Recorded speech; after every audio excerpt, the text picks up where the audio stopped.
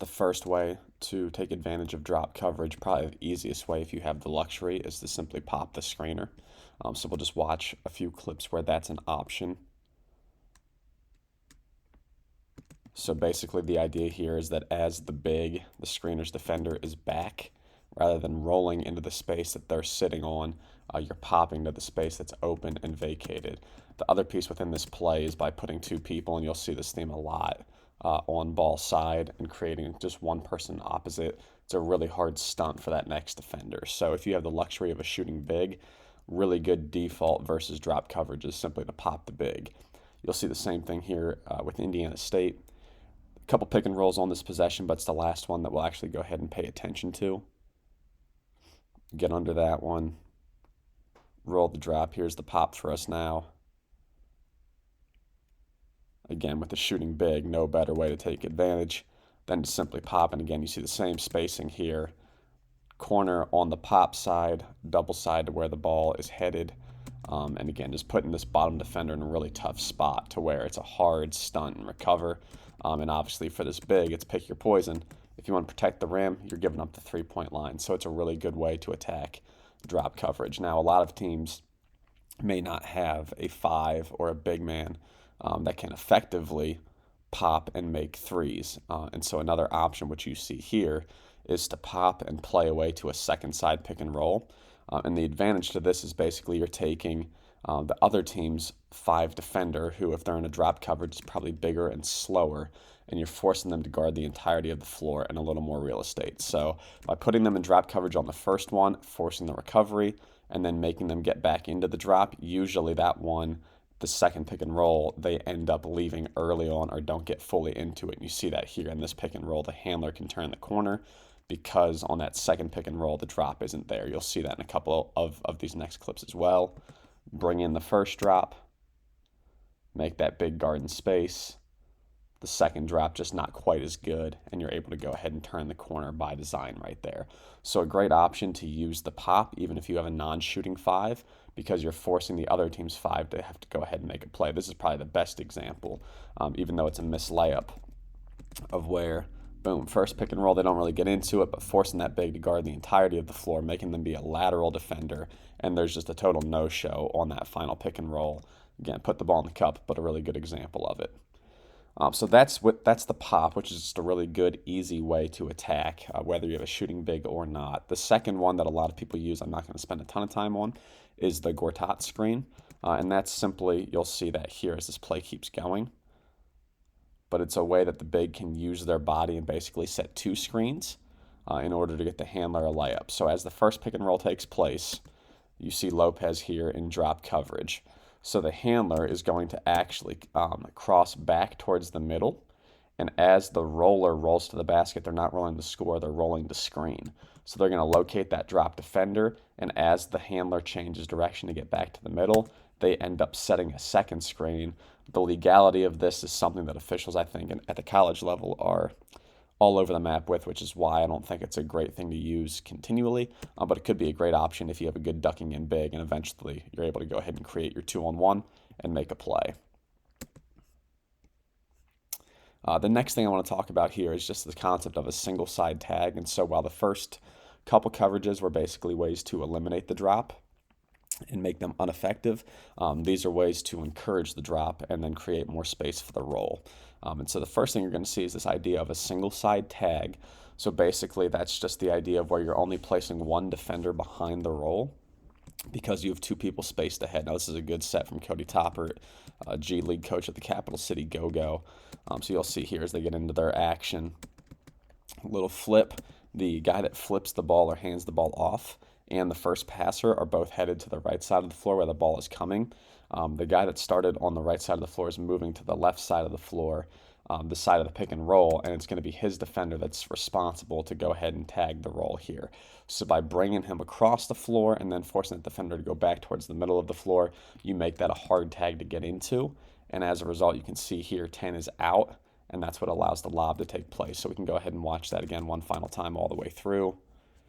Floor is going to move, the spacers basically cross, tag is out, ball goes in, lob dunk. Really easy, simple concept.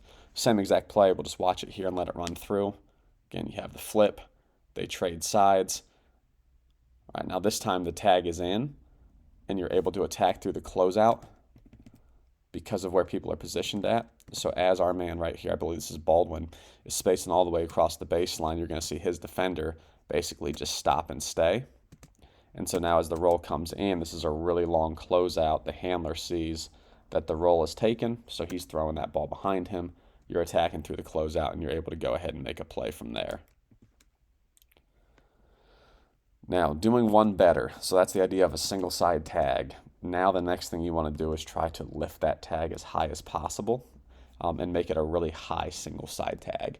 And so in a couple of these next sets that we go ahead and look at here, you're going to see some different ways or ideas to go ahead and lift that tag defender up here. So this is a great set from Kenny Atkinson when he was coaching the Nets. Now obviously with the Cavaliers, who they're going to just run some great offense with here. So what's common in all these high tag plays is, again, you're going to see two people spaced ahead of the ball where the ball is going, and you're typically going to see a really good shooter as high on the floor as possible as this pick and roll takes place. So here they do it through some little split action.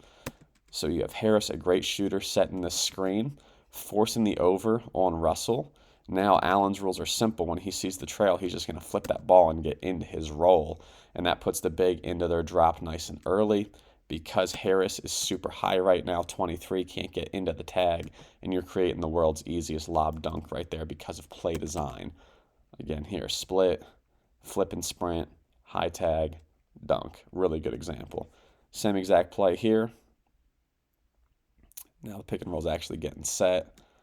But again, just a really, really, really difficult tag because of who's on the floor and how high that is. Rather than this player being in the corner and placing that tag defender low, the split screen allows them to stay high, which allows there to be no tag late on the roll for a nice, easy score.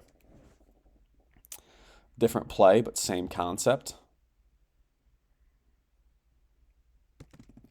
All right, again here, you're going to end up seeing two guys ahead of the ball, one behind, and that one behind is going to be super high. So here, you've got a little pin down and a curl, defending a good shooter, so you're trying to lock and chase or get over the top, and you're getting to their body because you don't want to give up a three. The threat of that first action and the way you have to respect Harris now as this ball screen takes place puts the defense in a position where this defender on Harris can't guard both. He's trying so hard to get over the top and get back into the body of a shooter that as this ball screen takes place, the tag is now out as the drop takes place. Again, very easy lob dunk. So a good example of using personnel and spacing concepts together to create ways to attack that drop coverage. Another way to get a high tag is basically to get into two pick and rolls and refuse the first one. So here, this looks like Horn's alignment. You're going to see Napier, I believe this is, go ahead and fake as if they're going to use this first screen. And again, here, the defense is ready for a switch, and so they're into the body of the screener. They're not off and in coverage, and we're going to refuse that screen right into a second pick and roll. So again, in this instance right here, the tag defender where my cursor is still connected here to the first screener because the play happens so fast. Now as the drop takes place, two ahead of the ball, you've got a great runway of space created to go ahead and get that ball into the roll. Same idea on this one, although we don't have the double side spacing ahead of the ball. But again, the same idea here. No real intent here to actually use the screen from Harris. They're simply trying to get Redick into his body so that as we use the screen we want to use, there is now no early tag. We can get that ball off in the pocket, and you have a dynamic roll going down towards the rim. So again, the use of a high tag, really, really, really good against drop coverage. One of the last things that we'll go ahead and take a look at is the idea of pinch spacing, which again has two people ahead of the ball. But now, instead of rather having them both spaced on the wing, is using one as a screener and one as a cutter. And this is a great example whenever you have a non-shooter that you want to space ahead of the ball. In this instance here, it's the five-man Allen. So again, you have one screen right here, which again, we've watched this set earlier. There's just different spacing ahead of the ball. So you've got Harris, a great shooter, coming over the top. Have to get into the body and stay close and respect that, followed by a high pick and roll. And now what you're going to end up seeing is down low here on the floor, as the big gets into his drop coverage up high, you've got a screener and a cutter that the defense has to navigate and is pulled towards. And as they're worried about this action on the strong side, you've got the high tag here because they had to get into the body of Harris. You've got a giant runway created down the middle of the floor for a roll. So again, that idea of pinch spacing, it's good against a lot of different coverages, becoming more and more popular. You're just going to see how that's really helpful in a couple of these different sets. All right, this is similar to the Atkinson set that we watched earlier, where you kind of had the split, but in this instance, they're not giving the ball to the 5. But again, same idea, flipping that ball to the handler, forcing the over. The minute that the big right here up top sees that defender trailing over the first pick and roll, or the first like little obstacle that the defense or the offense sets here, he can go ahead and get in his roll. Because both players are spaced high, the tag is high. And again, down here at the bottom, you've got this pinch screen, this idea of a baseline runner and like a little short corner screener who's occupying both ball side defenders. And as the threat of that corner 3 is out there, you're able to roll behind the head of the defense and create an easy bucket. So again, good play design, designed to bait the defense to getting into their drop. Same play, different way, just different time of executing it. But yeah, you're baiting them into the drop and then taking advantage of it. So again, we'll watch all the way through here. Little touch action, pinch action, empty clean roll because the tag is so high and you've got the pinch spacing low. All right, now watching OKC Blue. Another way to get into it right here, this time off a little ram screen. All right, so again here, now they're going to go ahead and screen the big up into the ball screen. The initial screener down here is the one who's going to get the pinch from the corner. And then as the pick and roll takes place, you've got this bottom guy lifting up to remove that tag defender. And again, a really easy, clean roll to the basket because of the spacing and design of the play. Should be the same exact set, I believe. Again, just really easy ways to create an open paint and a lot of downhill runway for that big to get on to attack. And again, all done through that idea of pinch spacing, bringing that corner in to screen the baseline runner, occupies 3 defenders out there and creates a nice runway. The other thing that's available in this clip that you'll see, and you're reading this on all of them, is this tag defender. If the tag is in and they're late here, plus a really good vertical lob threat, a really good option too is this little throwback pass, shake pass that some people call it. A couple more that we'll take a look at here. Again, different play, but the same idea. All right, now in this one here, the passer is basically going to go to the nail and hide. And as this ball screen takes place, they're going to exit themselves out. So the tag defender is actually starting right here at the nail, and they're following the cutter. So this is a really hard tag to make because you're having to come across and then back. And then again, you'll see here ball side pinch spacing. All of that occupies the defense and creates a nice little runway for the roll to go ahead and get downhill. We'll watch the whole thing here. So again, just manipulating the spacing, creating really difficult tags. Same set here. And again, just nice, easy ways to go ahead and take advantage of drop coverage.